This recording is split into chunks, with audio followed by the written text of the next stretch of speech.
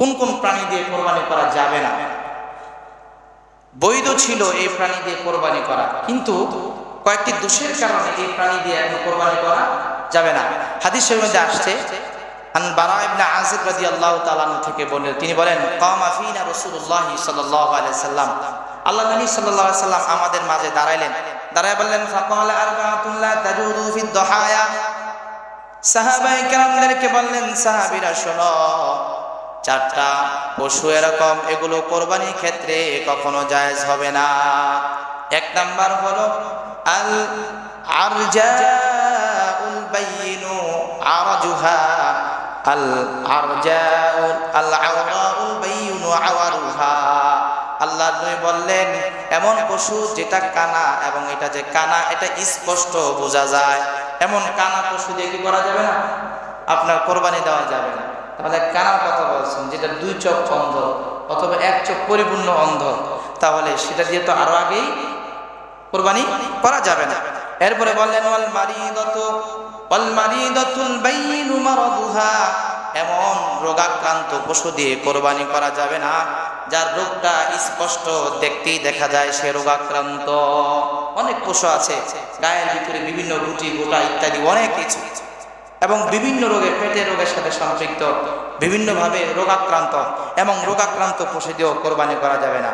ওয়াল আরজাউল বাইয়িনু দালউহা, তিন নাম্বার হচ্ছে এমন পশু যে পশুটা হচ্ছে পঙ্গু, ল্যাংড়া হয়ে গেছে, পঙ্গু, যে কোনো দিক থেকে তার ভিতরে পঙ্গুত্ব ভাব আছে, এবং পশু দিয়েও আল্লাহর রাস্তায় কোরবানি করা যাবে না, সম্পূর্ণ নিষেধ, কোরবানি হবেই না।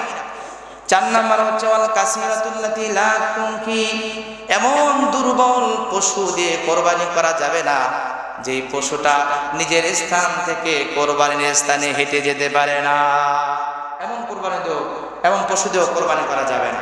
এই চারটা হলো মূল।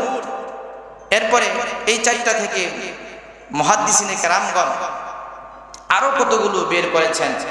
তার মধ্যে একটি হচ্ছে অন্ধ, আরেকটি হচ্ছে আপনার উপর থেকে একটা পশু, মনে করেন পাহাড় থেকে, বা আপনি গাড়িতে উঠেছেন, নামে গিয়ে পড়ে গেছে, পরে সে একদম থেতলে গেছে, এমন প্রাণী দিয়েও করা যাবে না।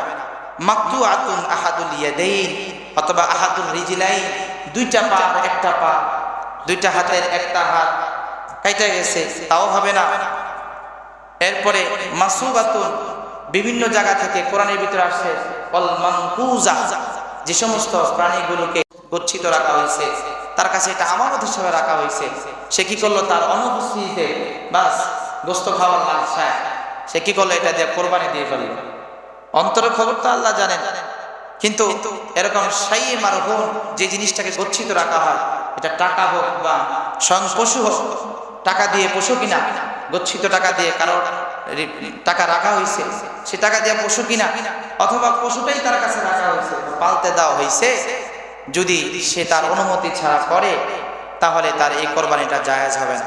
আর শর্ত সাদেস, 6 নম্বর শর্ত হচ্ছে আদ-দুহায়া বি ফিল ওয়াক্তিল মাহদুদ, নির্দিষ্ট সময় এটাকে জবাই করতে হবে। সাহাবায়ে কেরামের মধ্যে এক সাহাবী, সে নামাজের আগে কোরবানি করছে। আল্লাহ নবী সাল্লাল্লাহু আলাইহি ওয়াসাল্লাম বলছেন, তোমার এটা কোরবানি হয় না, এটা শুধু গোশত খাওয়া হবে। তো সে বুঝে নেয়। এরপরে নবী করিম সাল্লাল্লাহু আলাইহি ওয়াসাল্লামের আদেশে একটা দল, অল্প বয়সের একটা বকরি তার জন্য জবাই করা বৈধতা দিয়েছেন, এটা অন্যদের জন্য না।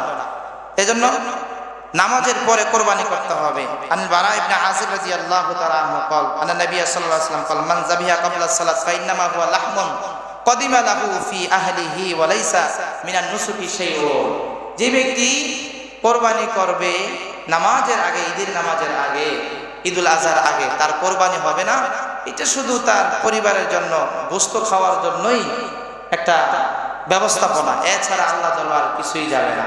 তাহলে আমাদের এই 6 শর্ত যদি আমাদের পশুর ভিতরে থাকে ইনশাআল্লাহ, তাহলে আমাদের এই পশু দিয়ে আমরা কোরবানি দিতে পারবো।